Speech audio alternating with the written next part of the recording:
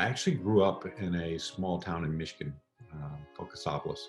It's a town of about 900 people. Interestingly, it was a stop on the Underground Railroad, so a lot of the families in Cassopolis have been there for generations. But it was a great place to grow up, very different from the city, but a lot of time for me to think about life and to read books and think about what might want to be when I grow up. And I have to tell you that when I was growing up, I didn't necessarily aspire to become president of United Airlines. I'm not sure I understood even what that meant at the time. I did want to be president of the United States. I did want to be a U.S. senator. I did want to be a civil rights lawyer, and any number of other things along the way. But my introduction to the airline industry came candidly later in life. After I had accomplished some other things in my time, but it's been a fascinating journey to get to this point. I've had various obstacles along the way, and again, life, it falls into these buckets of experiences. I mean, I remember when I moved to Chicago for law school, I really was having a difficult time adjusting. I was having a difficult time adjusting to the school and to the rigors of the school, and I had significant second thoughts about even becoming a lawyer. There was a period or two where I didn't think I was going to finish law school. I mean, I just honestly didn't. But I was so worried at the time about disappointing my parents, and I just could not figure out how to tell them that I wasn't going to see it through. And because my parents, neither of my parents have education beyond high school. But they're two of the smartest people that I've ever been with. Just different circumstances at the time didn't allow them to go on to get a degree beyond high school.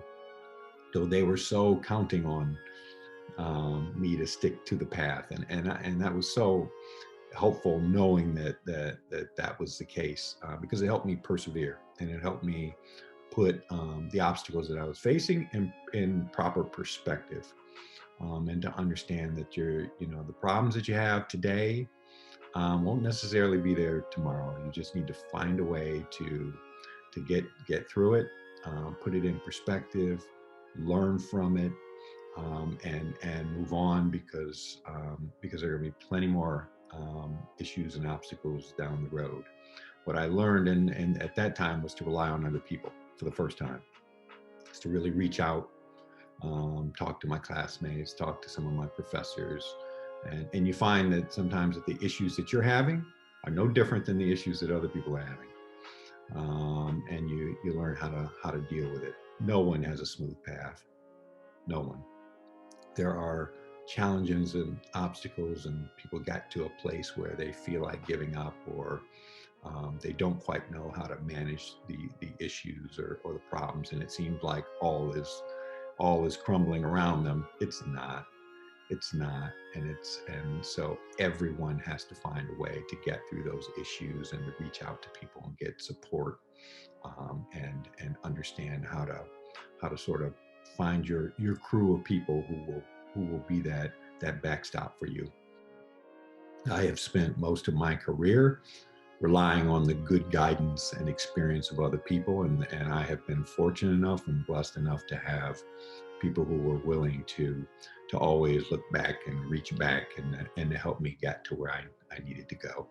My father was always my guiding light, in terms of the person I would bounce issues off of, and he always gave great advice without actually telling me exactly what to do.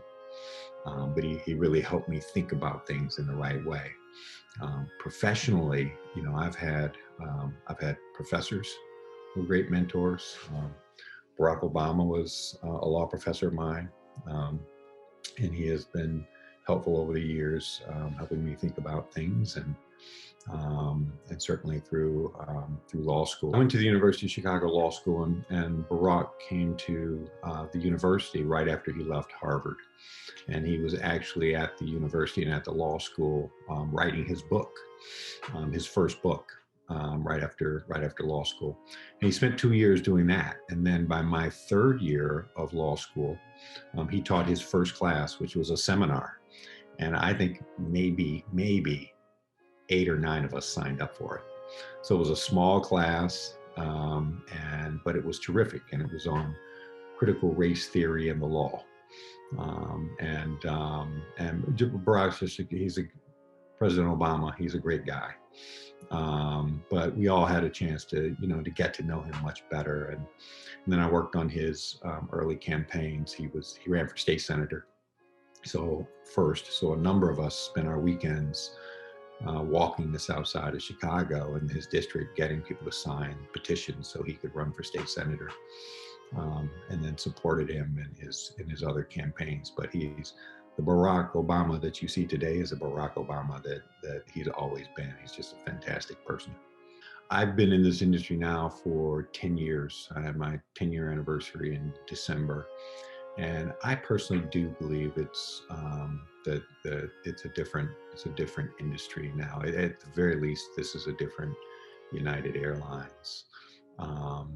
So I do think that, in particular, something that is near and dear to my heart, which is diversity, equity, and inclusion, and creating opportunities, and getting people in the door and helping them develop and helping them get promoted. I think that the focus on that today, that we are far better off than we were 10 years ago. And I'm really excited about the things that we're doing now. We are weaving it into how we think about running the business. I mean, it is a business objective for us. And previously, I will tell you, I don't think it was for the industry, and I don't think it was for United Airlines. But we talk about it constantly. We are working on it constantly. I just came back from Houston yesterday. We had a face-to-face executive team meeting, and probably 1/3 of that meeting we spent talking about diversity, equity, and inclusion, and our strategies and the things that are coming up, and what our goals and objectives are going to be. So it is one of the areas that I am, for the rest of my career, in this industry and at United, most excited about, because I think that we are at a place where, if we are really deliberate and focused, that we can make a difference for generations to come, in the next 5 to 10 years.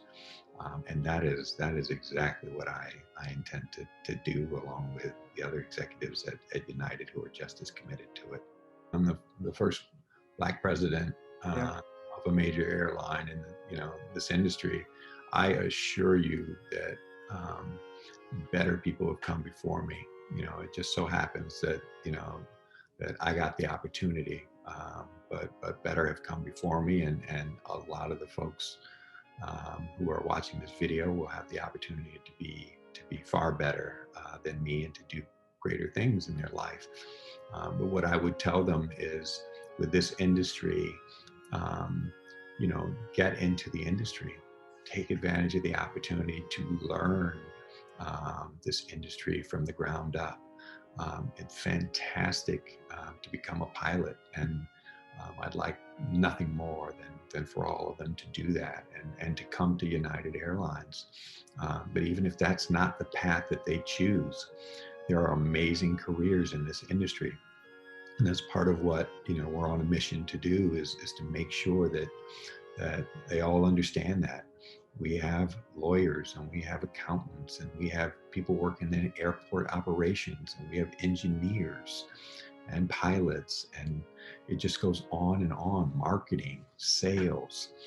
And you want to get in and learn the industry, learn the ins and outs of the industry. That is an advantage that all of you can have, even over me, because I joined at a later time in my career. And you can get in early, learn this industry, and really, the sky's the limit for you here, both at United and throughout the industry.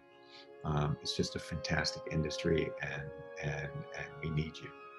First and foremost, I would tell anyone interested in this industry, and students watching this, um, do not be deterred at all by what is going on. The industry is going to be here, and it's going to rebound, and it's going to be strong. And in particular for United Airlines, our full expectation is that we will be back to flying at some point in time, the routes that we were flying before, and we will at some point we will expand. And if you want to be a part of this industry, um, be assertive and be aggressive about understanding what opportunities exist. Don't be shy about reaching out. Find a mentor in the industry. Find someone who is involved or who has been involved. Dig in and don't let it go. Just you have to persevere and find your entry point, and stick with it, and it'll pay off.